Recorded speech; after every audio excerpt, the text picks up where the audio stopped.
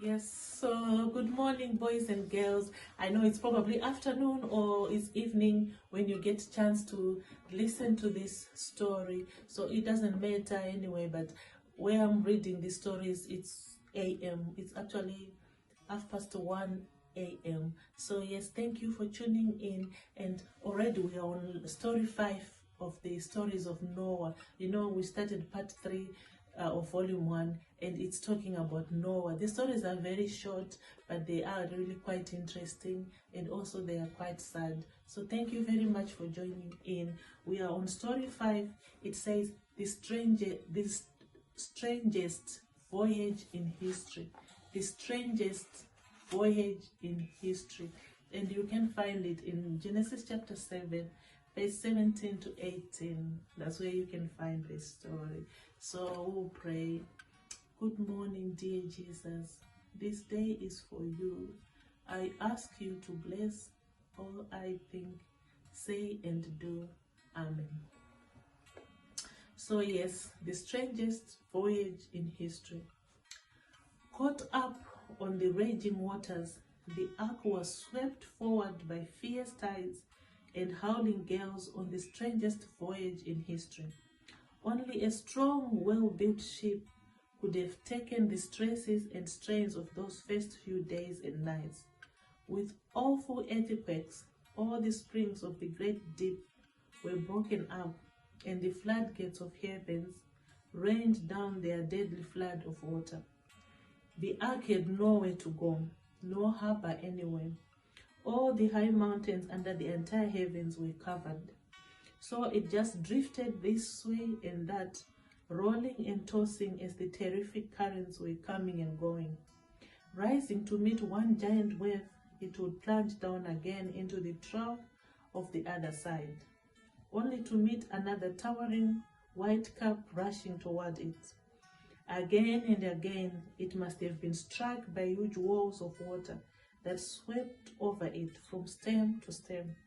Floating trees and logs were always a danger, but because God was protecting it, the ark didn't capsize and sink. The violent movement and lack of light and fresh air made life in the ark hard to bear.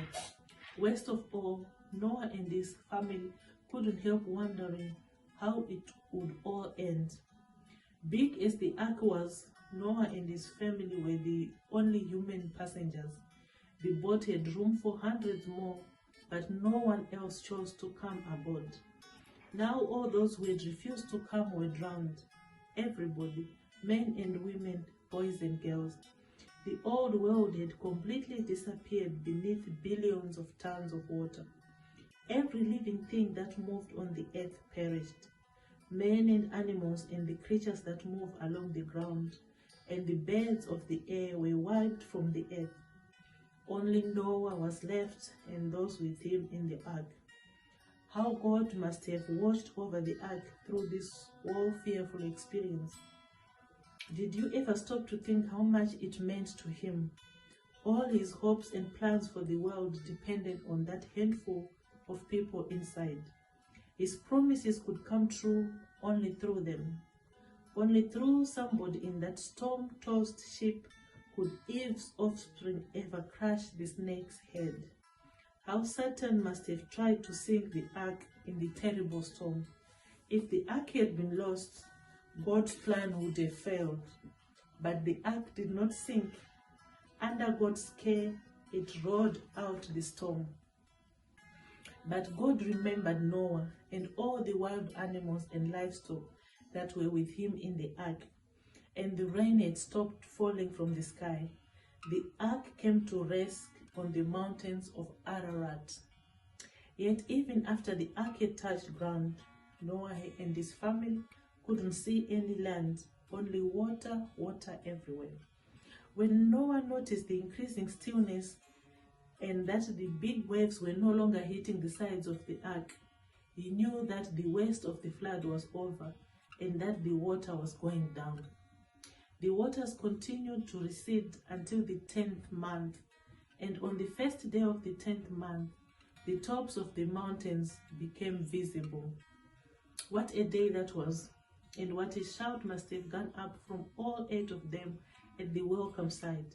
Land, land, they must have cried, with joy of those who have been long at sea.